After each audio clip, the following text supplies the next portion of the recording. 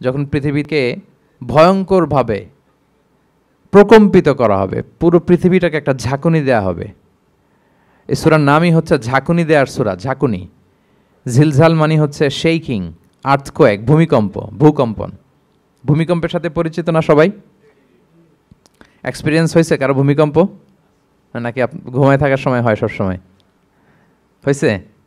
হ্যাঁ, মাঝে মাঝে আমরা এক্সপিরিয়েন্স করি আর্থকোয়েক, ভূকম্পন। পৃথিবী কেঁপে ওঠে, এটা একটা ন্যাচারাল ফেনোমেনা। পৃথিবীর মাটির নিচে অনেক কিছু থাকে, এগুলো নড়ে চড়ে উঠলে পৃথিবীটাও কেঁপে ওঠে। নানা কারণে এই ভূকম্পনটা হয়। পৃথিবীর ভেতরে অনেকগুলো শিলার স্তর আছে। আমরা যেরকম মাটি দেখি, পুরো পৃথিবীটা জুড়েই কিন্তু এরকম মাটি নয়, অনেক শিলা আছে, রূপান্তরিত শিলা, পাললিক শিলা, আগ্নেয়গিরির শিলা। এই শিলাগুলোর মধ্যে ডিসপ্লেস হলে পৃথিবী কেঁপে ওঠে। আবার পৃথিবীর ভেতরে আগুন আছে, গ্যাস আছে, এই গ্যাসগুলো যখন মুভ করে তখন পৃথিবীর উপরে কেঁপে ওঠে। একটাকে হাইপোসেন্টার বলে, আরেকটাকে ইপোসেন্টার বলে। হাইপোসেন্টার মানে পৃথিবীর ভেতরের অংশটাকে বলে হাইপোসেন্টার, আর ভূপৃষ্ঠের এটাকে বলে ইপোসেন্টার। ওই হাইপোসেন্টারে যদি কোনো ঝড় হয়, উপরে এই প্রকম্পিত হয়। এটাকে আমরা ভূকম্পন বা ভূমিকম্প হিসেবে দেখি পৃথিবীতে।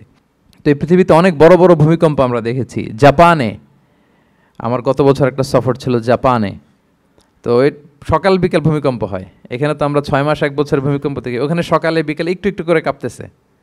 এর কারণ হচ্ছে ওইটা এমন একটা এলাকায় পড়েছে, প্যাসিফিক ফায়ার রিংস বলে, একটা প্লেটের উপর 7টা ট্যাকটনিক প্লেটের উপর আল্লাহ তাআলা এই পৃথিবীকে সেট করেছেন। ওই ট্যাকটনিক প্লেটগুলো যদি একটার সাথে একটা ঘর্ষণ হয়, অনেক এনার্জি রিডিউস করে, ওইখান থেকে পৃথিবীর উপরে এরকম ভাইব্রেশন শুরু হয়, এই প্রকম্পনটা শুরু হয়। তো জাপানের বিভিন্ন সময় আমরা বড় বড় ভূমিকম্পের কথা শুনেছি। ওদের কান্টো সিটি আছে একটা, অনেক বড় ভূমিকম্প হয়েছিল 1920 সালে, লাখখানেক লোক মারা গিয়েছে। আপনাদের সুনামির কথা মনে থাকবার কথা, সুনামির কথা মনে আছে? কত সালে? 2004 সালে। এই ভূমিকম্পে পুরো একটা মহাদেশ কেঁপে উঠেছিল, দ্য এন্টায়ার এশিয়া, পুরো এশিয়াটা কেঁপে উঠেছিল। এটাকে আন্ডারসি মেগাথার্স্ট আর্থকোয়েক বলে। এত ভয়ঙ্কর ভূমিকম্প হয়েছে যে পুরো, মাঝে মাঝে ভূমিকম্পে তো 1-2টা দেশ আক্রান্ত হয়, এটা পুরো একটা মহাদেশ কেঁপে উঠেছিল। ওই ভূমিকম্পের কারণে ইন্দোনেশিয়াতে প্রায় 2.5 লাখ লোক মারা গিয়েছে, 2.5 লক্ষ। বান্দা আছে সুমাত্রাতে। হাইতিতে একবার একটা ভূমিকম্প হয়েছে আর অনেক আগে, লক্ষ লক্ষ লোক মারা গিয়েছে।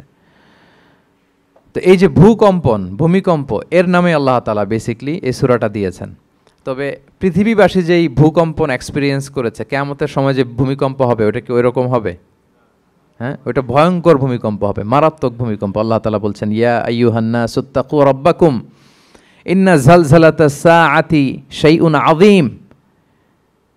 হে মানুষেরা, তোমরা আল্লাহকে ভয় করো আর তোমরা জেনে রেখো কিয়ামতের যে ভূমিকম্পটা হবে সেটা শাইউন আযীম।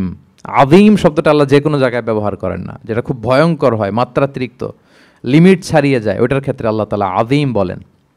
আল্লাহর হাবিব সাল্লাল্লাহু আলাইহি ওয়াসাল্লামের আচরণ, ওনার ক্যারেক্টারিস্টিক্স বলতে যে আল্লাহ এই শব্দ ব্যবহার করেছেন, ওয়া ইন্নাকা লাআলা খুলুকিন আযীম।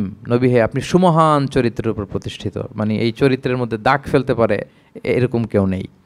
সো আযীম শব্দটা কোরআনের যত জায়গায় ব্যবহার করেছেন, আল্লাহ নিজের ক্ষেত্রে বলেছেন সূরা আয়াতুল কুরসির শেষে, ওয়া হুয়াল আলিয়ুল আযীম, তিনি হচ্ছেন আলী এবং আযীম, সুমহান। তো কিয়ামতের এই ভূকম্পনের ক্ষেত্রে আল্লাহ তাআলা এই আযীম শব্দটা ব্যবহার করেছেন, ইন্না জালজালাতাস সাআতি শাইউন আযীম। এটা মারাত্মক হবে সেদিনকার ভূমিকম্প, সাধারণ ভূমিকম্প নয়।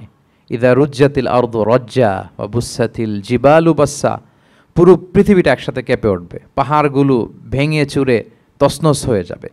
এটা হবে বেসিকলি যখন ইসরাফিল আলাইহিস সালাম উনি ট্রাম্পিটে ফুৎকার দিবেন, হুইসেল দিবেন সিঙ্গার মধ্যে, নুফিখা ফিস সূর, সূরের মধ্যে যখন তিনি ফুৎকার দিবেন। আপনারা ইসরাফিল আলাইহিস সালামের একজন ফেরেশতা, ওনার নাম শুনেছেন না?